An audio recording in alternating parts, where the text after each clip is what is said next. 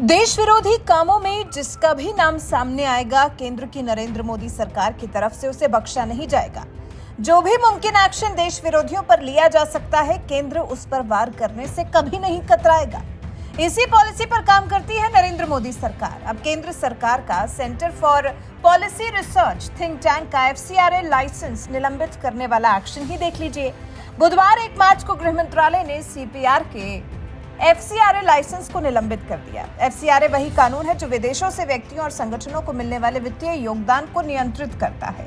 CPR पिछले साल सितंबर में हुए आयकर सर्वेक्षण के बाद जांच के घेरे में आया था। अधिकारियों के मुताबिक कानूनों के उल्लंघन के आरोप में CPR का FCRA लाइसेंस निलंबित किया गया है। FCRA लाइसेंस फॉरेन डोनेशन पाने के लिए जरूरी लाइसेंस होता है और अब जब केंद्र सरकार की तरफ से ये लाइसेंस निलंबित कर दिया गया है तो इसे लुटेंस के नंबर 1 थिंक टैंक पर करारा प्रहार माना जा रहा है, जिसका सीधा कनेक्शन दिग्गज उद्योगपति जॉर्ज सोरोस से भी है। CPR को फंडिंग करने वालों में नमाती इंक का भी नाम शामिल है, जिसे दिग्गज अमेरिकी निवेशक जॉर्ज सोरोस की ओपन सोसाइटी फाउंडेशन से पैसा मिलता है।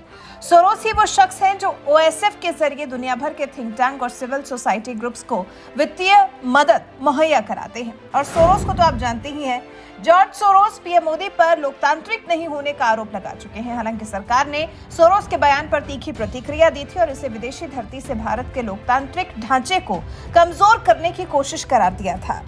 और सोरोस का रोल यहीं तक सीमित नहीं है, बल्कि सोरोस की OSF से तो पीस रिसर्च इंस्टीट्यूट ओस्लो यानी कि प्रायो और the pointer institute of media studies को भी वित्तीय मदद मिलती है और the pointer institute for media studies international fact checking network चलाती है, यानी कि IFCN। वही IFCN जिसने चर्चित मोहम्मद जुबैर की ऑल्ट न्यूज को इंटरनेट पर फैक्ट चेक का चौधरी बनाया था। जी, माना कनेक्शन समझना थोड़ा मुश्किल है क्योंकि बहुत ज्यादा उलझा हुआ है, लेकिन हम इसे सीधे सरल शब्दों में आपको समझाने का प्रयास कर रहे हैं। दरअसल सूत्रधार सोरोस है, उद्योगपति जॉर्ज सोरोस, जो PM मोदी को लोकतांत्रिक नहीं मानते और विदेश में बैठकर भारत के खिलाफ मोहम्मद जुबैर जैसे लोगों के जरिए अपना प्रोपेगेंडा चलाना चाहते हैं। हालांकि भारत की नरेंद्र मोदी सरकार ने इस पर करारा प्रहार किया है। सोरोस का संगठन चाहता है कि जुबैर को नोबेल शांति पुरस्कार मिले। भाई, वो भारत के खिलाफ प्रोपेगेंडा चलाने के लिए सोरोस के काम जो आ रहा है।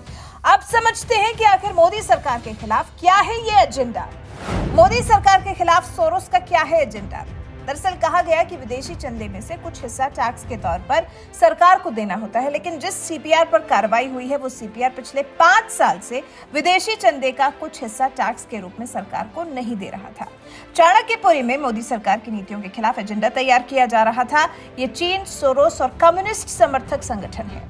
देश के जाने माने पत्रकार राजगोपालन ने ये सभी बातें कहकर मोदी सरकार के CPR पर एक्शन की तारीफ की है।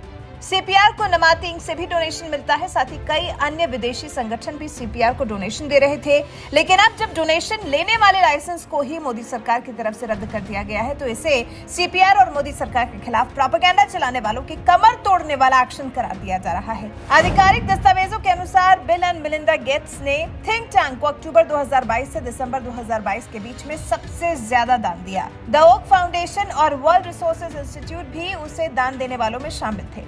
तो आप समझ चुके होंगे कि CPR का जो FCRA लाइसेंस निलंबित किया गया है उसका ऑल्ट न्यूज के जुबैर से क्या कनेक्शन है और थिंक टैंक को किस तरह से देश की बुराई के लिए सोरोस की तरफ से फंडिंग की जा रही थी।